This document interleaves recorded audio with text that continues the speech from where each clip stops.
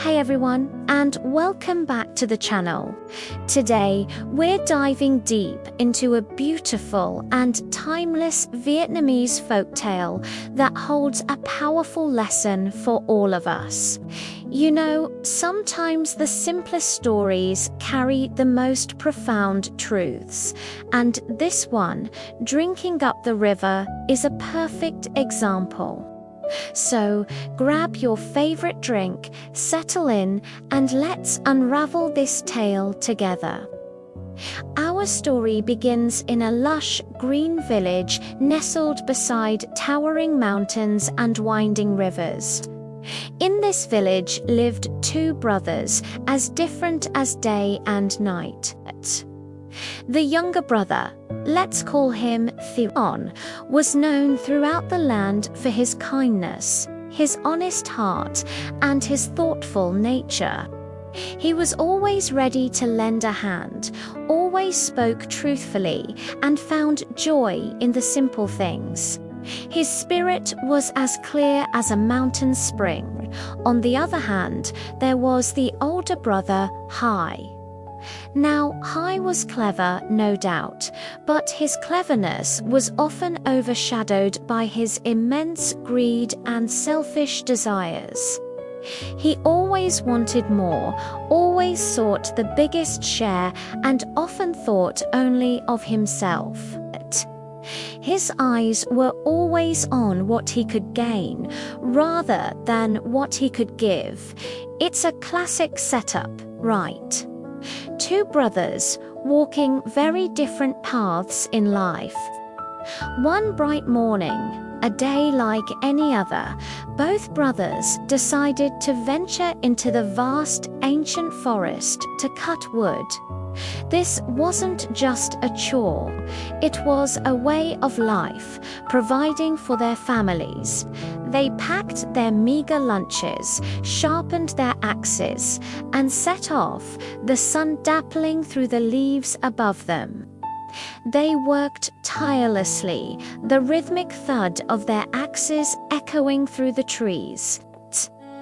They were so focused on their task, so deep in the woods, that as the afternoon sun began to dip, they realized something unsettling.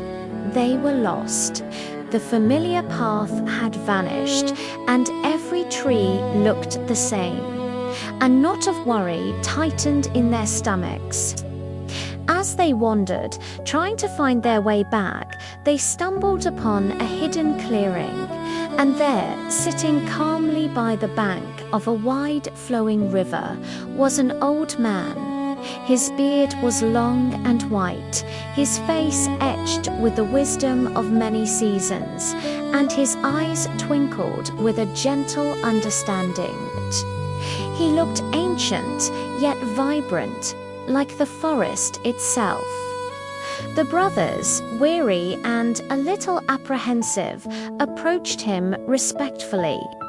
The old man, seemingly unfazed by their sudden appearance, looked up at them with a knowing smile. He spoke in a voice that was soft but clear, carrying the weight of centuries.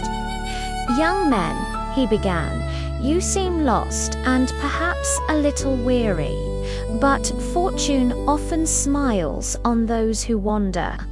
I have a challenge for you and a reward that could change your lives." Hai, the older brother, immediately perked up. A challenge and a reward. His mind instantly raced to possibilities of wealth. His greed sparked like dry kindling. Thuan, the younger brother, listened patiently, his curiosity mingled with a quiet respect for the wise elder. The old man then pointed to the wide, flowing river beside them. "The challenge is this," he announced. "If one of you can drink up all the water in this river, I will give him a bag of pure gold. A bag so heavy it will ensure prosperity for many lifetimes. A bag of gold." Hai's eyes widened, practically gleaming with avarice. This was exactly the kind of opportunity he lived for. Without a moment's hesitation, without even a thought about the impossibility of the task, he rushed forward. "I'll do it," he declared, pushing past his younger brother. His mind was solely focused on that glittering bag of gold. He knelt by the riverbank and began to drink. He gulped and gulped, loud, desperate swallows, his cheeks puffing out with each frantic gulp. He drank until his throat ached and his stomach began to distend. He drank as if his life depended on it, or rather, as if his fortune depended on it. But no matter how much he drank, the river seemed endless. The water kept flowing, relentless and vast, mocking his efforts. He could feel his body protesting, his chest heaving, his stomach swelling painfully, but the river, vast and indifferent, remained full. Soon he could drink no more. He slumped back, defeated and gasping, his stomach distended and aching, his dream of gold slipping away. The river flowed on, undiminished. It was a truly humbling sight. Hai, for all his strength and determination, had been utterly vanquished by a simple river. His greed had blinded him, making him attempt the impossible in the most direct brute force way. He lay there, panting, utterly exhausted, the bitterness of failure tasting worse than the river water. Then it was Thuan's turn. The younger brother, who had watched his brother's futile efforts with a calm and thoughtful expression, stepped forward. He didn't rush, he didn't boast. He simply observed the river, his mind quietly working. He didn't immediately kneel to drink, understanding instinctively that a river of that size could not be emptied by one man, no matter how thirsty or determined. Instead, Thuan began to search the riverbanks. He looked for rocks, for fallen branches, for anything he could use. With quiet determination, he began to gather these materials.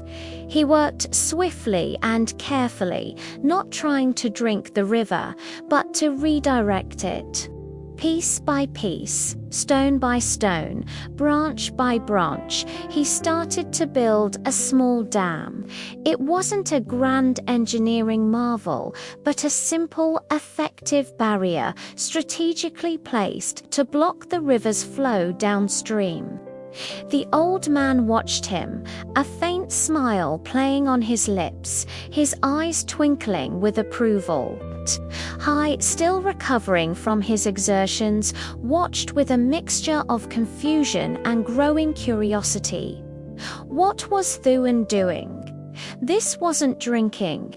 As Thuan diligently built his small dam, the water began to pile up against it. Slowly, but surely, the riverbed below the dam began to become exposed. The water that was flowing downstream was now halted, and the riverbed in front of them, where the old man sat, gradually became dry. It wasn't that the water was gone, it was simply redirected, no longer flowing through that particular stretch. Thuan stood up, his task complete, and looked at the old man.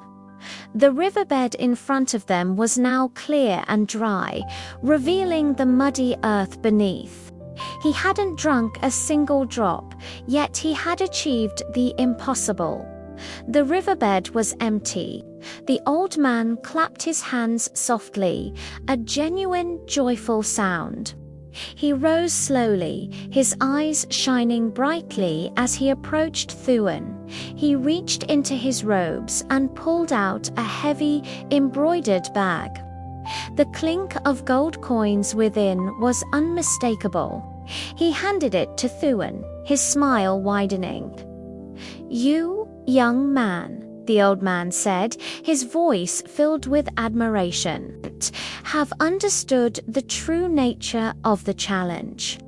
You did not attempt the impossible with brute force, but approached it with wisdom and foresight. You understood that sometimes the goal is not to consume everything, but to understand the flow and adapt." He then turned his gaze towards Hai, who was now sitting up, his shame starting to replace his exhaustion. "Wisdom," the old man declared, "is far better than greed. You, Thuan, deserve this gold." Hai felt a deep blush creep up his neck. He looked at his younger brother, who stood there humbly with the bag of gold, and then back at the wise old man. The lesson hit him with the force of a tidal wave. He had been so focused on getting, on consuming, on his own desire, that he hadn't paused to think, to truly understand the problem. He had been blind to the obvious solution, blinded by his own avarice. The shame was profound, but with it came a glimmer of understanding. From that day forward, Hai was a changed man.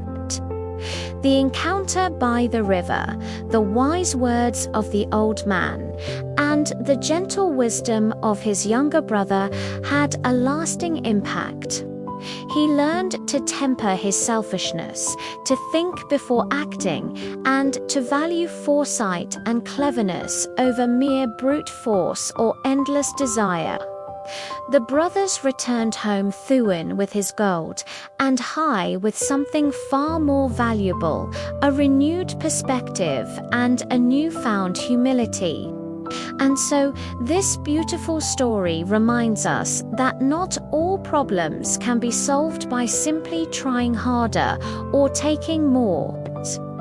Sometimes, the true solution lies in stepping back, observing, and approaching challenges with intelligence and thoughtful consideration. It's about working smarter, not just harder, and understanding that wisdom and integrity often lead to richer rewards than greed ever could. What do you all think about this tale? Have you ever faced a river in your life that you tried to drink dry, only to realize a wiser approach was needed? Let me know in the comments below. I love hearing your insights. If you enjoyed this journey into folklore, please give this video a thumbs up, share it with a friend who might appreciate it, and if you haven't already, make sure to subscribe to the channel and hit that notification bell so you do not miss our next adventure. Thanks so much for watching, and I'll see you in the next one.